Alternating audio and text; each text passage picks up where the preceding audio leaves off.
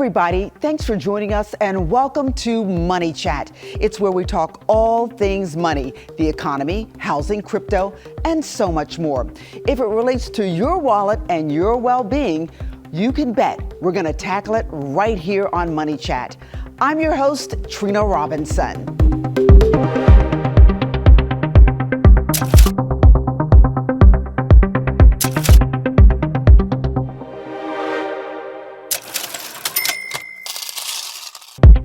Marvin DeJean is the CEO of Fort Lauderdale's Gilead Sanders LLC, a consulting firm that helps companies pave their digital paths forward.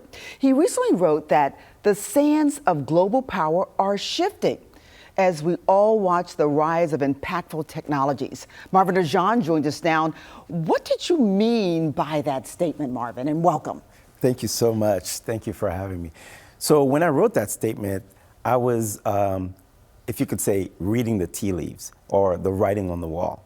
The democratization of technology, allowing people to be able to do things that we used to have to go to third parties, we'd have to go to maybe gatekeepers to do, are quickly fading. So when you take a technology such as, for example, blockchain, that really allows us to do peer-to-peer interactions in a matter of seconds, as opposed to having to go, say, to a bank or to any third-party organization to get the same work done, now you're talking about the transformation of power being evenly distributed as opposed to being very hierarchical. So the sands of time and the sands of power are changing, and it's going to be a very different world in the future than what we've always known for the past 2,000 years. And it seems like these technologies are moving at warp speed. Yep. Just everything's changing so fast. I mean, I'm not young, but I would hate to be almost an older person right now because it's just mind-boggling at the speed of change. Yeah, so the velocity of change is only expected to go faster. It's not going to slow down. No, unfortunately, I'm here to say that, it's only going to get faster. And when we work with clients, we tell them this: if you think this is the velocity of change, you haven't seen anything yet. So once you start, the thing that people, really need to keep in mind is right now we're at the very nascent stages of these technologies moving into mainstream. So when you're talking about generative AI, when you're talking about blockchain, when you're talking about IoT, all of these technologies are still developing in their own silos. What really is going to change everything as we know it is what we call convergence. Once you have IoT, blockchain, AI, nanotechnology, or biotechnology, all of these things converging into one aspect where we are, it impacts us, or we use it on a daily basis on a global scale. The speed at which things are going to be moving is going to be something that we've never seen on this planet before. Just mind-boggling. It's just going to be a different world altogether.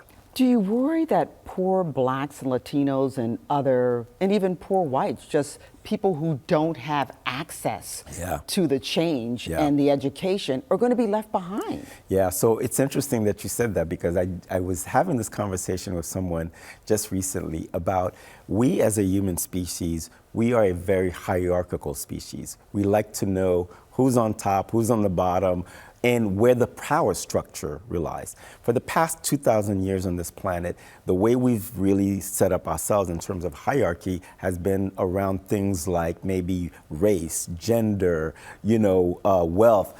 What we're seeing is these markers are disappearing very quickly. We're starting to see these things that used to mark where you stood, or what, if you, for lack of a better word, the pecking order. These things are making way now between those who will be technologically advanced and those who don't. So we're going to see a very different distribution of society as we've ever seen in the past.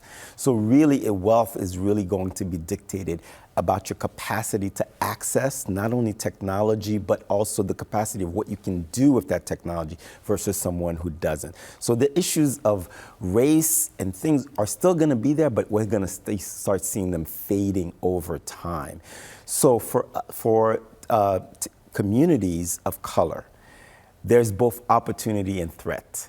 The opportunity is now, like I was speaking before, the democratization of technology that technology brings is going to allow you to leapfrog much faster, and the walls that used to be there before are not going to matter very much. But you're going to be able to do that, but you're going to have to have a know-how on how to do that.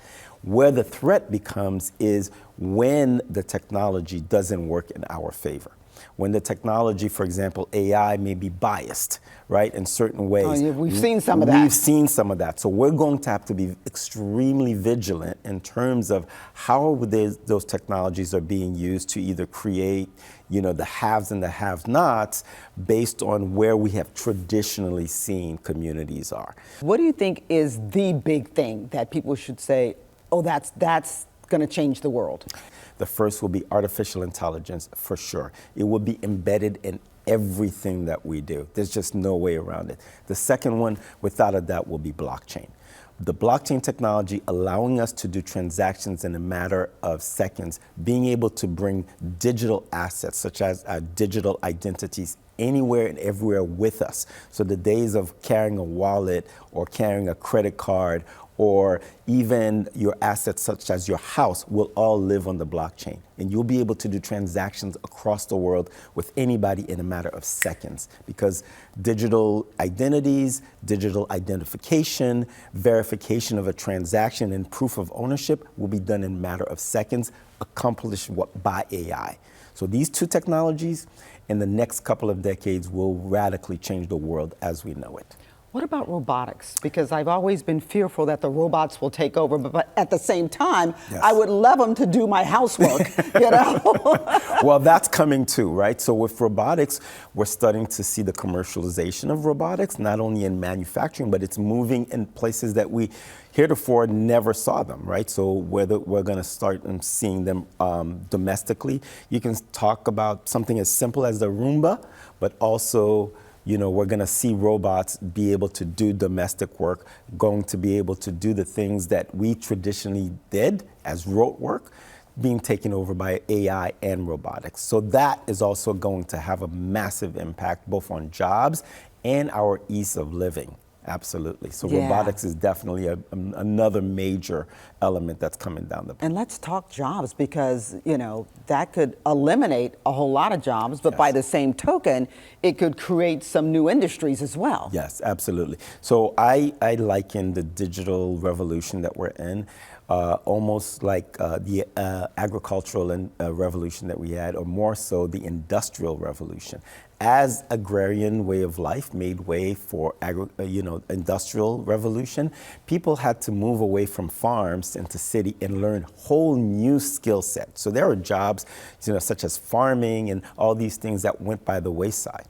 So as the industrial revolution really picked up steam, so we saw a lot of the creative destruction. So mom and pop shops really disappeared and made way for big box stores such as the Walmarts of the world or the Home Depots of the world. There is going to be a lot of creative destruction of jobs because of the technology, but there will be new ones. So the need for upskilling and reskilling happening both in the educational, the corporate, as well as the government side of things is going to be crucial to get us to that next level of industrial revolution. And you look at the power of some of these companies, for example, like a NVIDIA. Yes. That, I want to say 3-4 years ago, I had that stock, it was like $14. Yes. Then this thing is like leading the S&P 500 and the NASDAQ. I mean, it's on fire. Yes, absolutely. And went up to, almost $1,000 a share? Yes, absolutely. So what we're seeing is this entry of a player like NVIDIA being able to leapfrog traditional players that have been around for a long time, Intel and other chip makers. But now you see NVIDIA really going at the head of the pack. Is because NVIDIA, at the time, they could see the rise of AI. They could see where they could play where traditional players haven't been playing. And this is where I say, in terms of the market itself, that creative destruction is going to happen, where the democratization from a small company being able to do something, but being able to read where the market is going and shift in that moment, and within 3 to 5 years being able to lead that market. This is the opportunity that these technologies and this rearranging of the world, so to speak, is going to allow small businesses to compete with large corporations at a very massive scale and on a global scale. So when you add technologies like AI, blockchain, a small company here in Florida could be doing big business in Europe, big business in Mexico, big business with anyone around the world once they have access to that technology. And that world is coming faster than we've ever seen it before. Now, does that play into this whole concept of, for example, the Internet of Value? Not the Internet as we know it now, but a complete shift and change where Absolutely. everything can be done there. Absolutely. So what we're seeing is the internet is going to be that underlying platform that allows transactions, any kind of physical transaction that you're doing today is going to be able to be transferred to the internet. So when you talk about the industrial internet, it's not only going to happen just in manufacturing, it's also going to happen in any and every single kind of transaction that you can think of.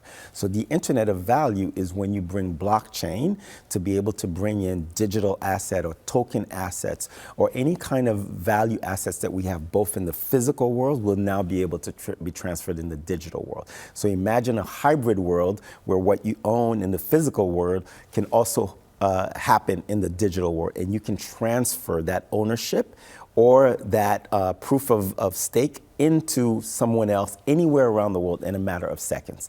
And that validation takes few seconds as opposed to months or years or even weeks. So that's a very different world. And we're talking about transactions, commercial transactions that are in the trillion in the making when everybody's actually doing it at the same time. Scary and exhilarating all at the same time. Marvin, thank you so much. I've gotten a real education today. It was my pleasure. And I hope our viewers did too. Thank you so much. We take up a lot of weighty money issues here on Money Chat, but today we're talking dollars and cents for love and money. It's a new board game that you might want to play before you get hitched.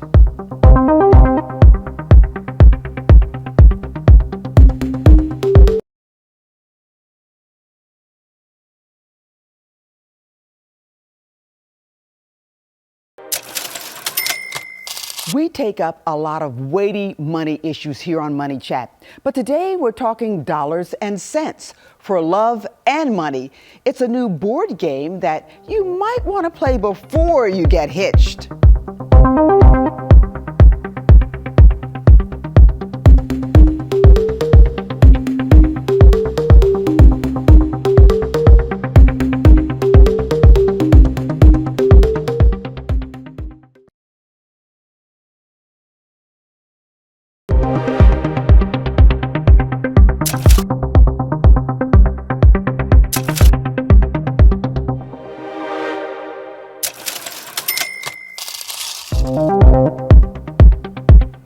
Welcome back to Money Chat. Lots of people know very little about the money habits of their mates or even their money goals. Often financial difficulties and differences lead to divorce. For the Love and Money game, creator Jamila McClooney invented a game to get couples who are dating or married talking about money. So it's not a reason for a split. She says it's a good way to lay all your financial cards on the table.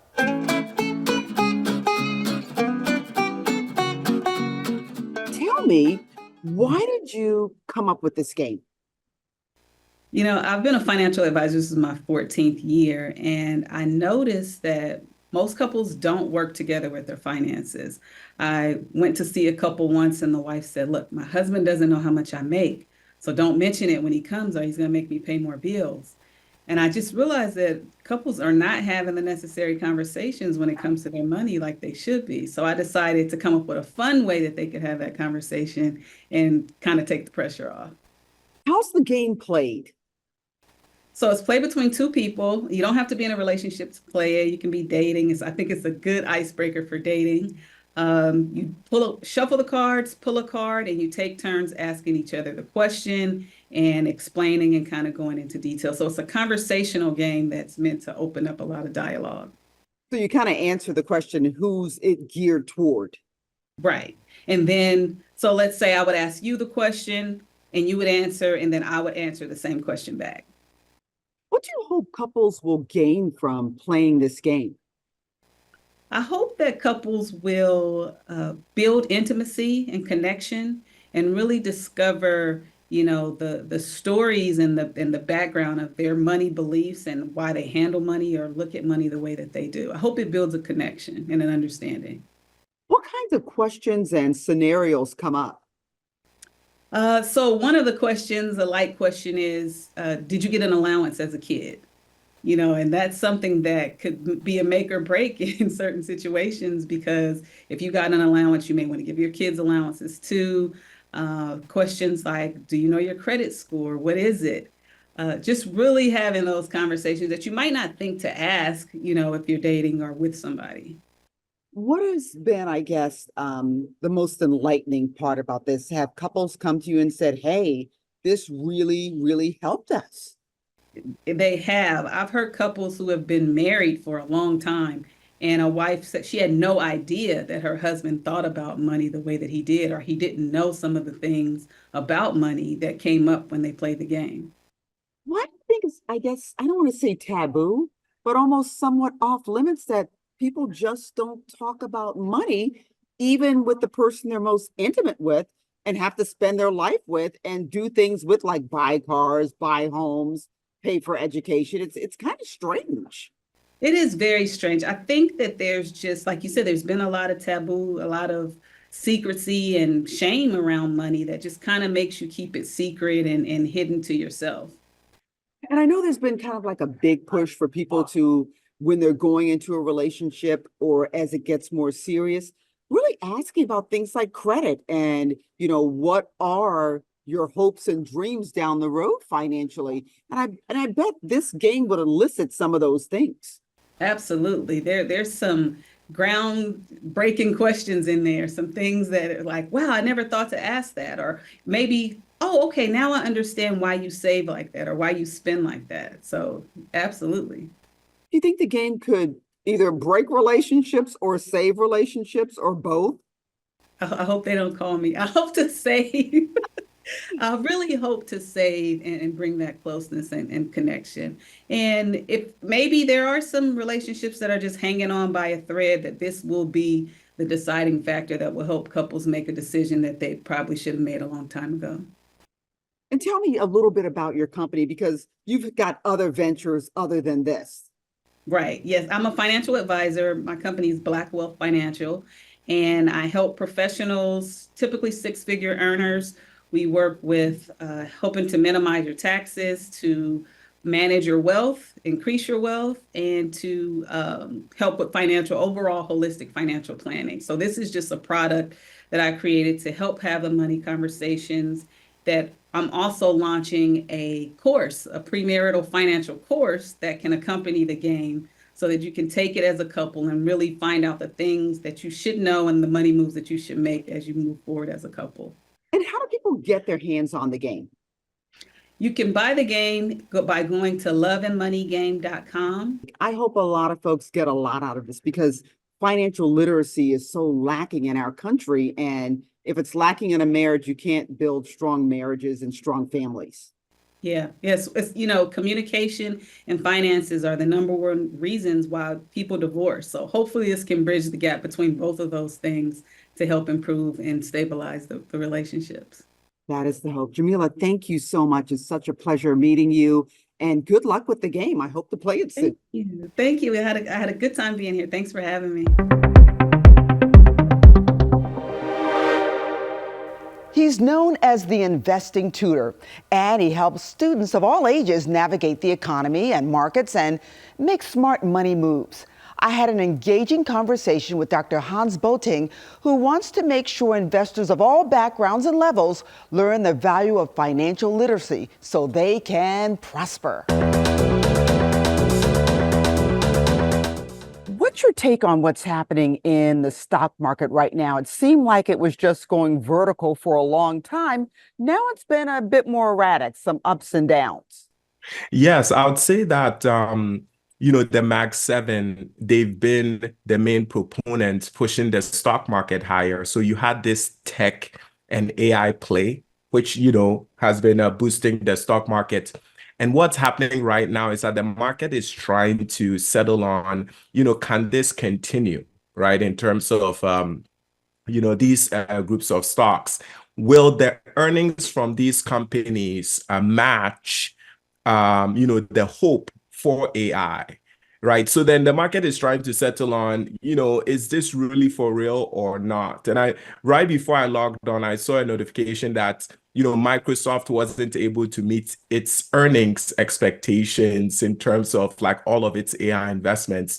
So then the market is just trying to digest all of the prior commitments of money towards GPUs, like, with NVIDIA and so on and so forth, to see if this is realistic. So I think it's fairly rational for the market to take this in. I remain constructive and bullish over the long term. I believe that this AI trend is a trend that will last for the next, let's call it 5 to 15 years.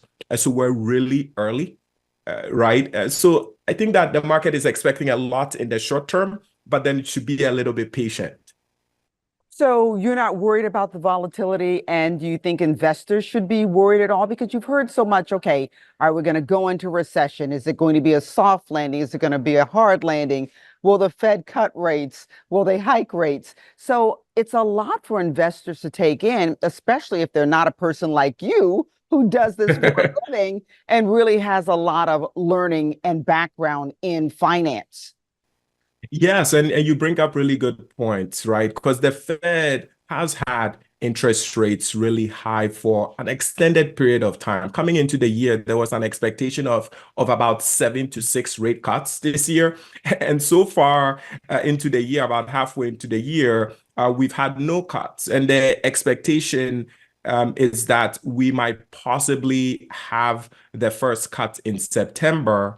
And if that happens, that means that maybe we could have just 2 cuts, and that's even on the positive, end of things, right? That is vastly different from the 7 cut expectations that we had coming into the year. So because of that, I completely understand. When you look at interest rate sensitive sectors of the economy, whether it's housing, autos, right? You see that the high interest rates are beginning to hinder economic growth. With that being said, the US economy has been, resoundingly strong, even during high interest rates. So because of that, the Fed has had an ability to maintain higher rates. As to whether we're going to go into a recession, then one thing that I'll tell your listeners to pay attention to is unemployment rates, right? I believe it's currently around 4.1 or 4.2%. The question is, does it continue to trend higher? If it does, that would be the signal that we could potentially be heading towards a recession. I noticed that you have a real passion for teaching, and that one of the communities that you really want to be financially literate is the immigrant community. Why is that? Yeah, as an immigrant myself coming into the US, the truth is that you don't know anything about the financial system here in the US, right? Think about it from my standpoint. I was born and raised in Ghana, West Africa, right? So then the only thing I know about money or finances is based on an economic system back home, which is vastly different from the one here. For most minorities, African Americans here in the US, they are often sold products which are at the bottom of the ranks in terms of, providing true financial freedom. And I just feel like that disparity in information and educating is why we see a significant wealth gap. And it's why I'm passionate about just helping people in my community, immigrants and minorities, be able to understand truly the power in investing and how it's not as complicated as they make it out to seem, and that there's a way for them to be able to achieve financial freedom. Tell us about the investing tutor, because I think that's one of the avenues or vehicles you use to really teach people. Yeah, so the Investing Tutor was a business that I started in 2016. My focus mainly is to teach and educate, help individuals understand how simple investing is so that it doesn't hold us back. Fantastic. I feel wealthier already, and I hope our viewers do as well. Dr. Hans, thank you so much. My absolute pleasure. Money doesn't guarantee happiness, but it does provide tranquility and financial security. Learn to use it wisely, and we hope to see you next time right here on Money Chat.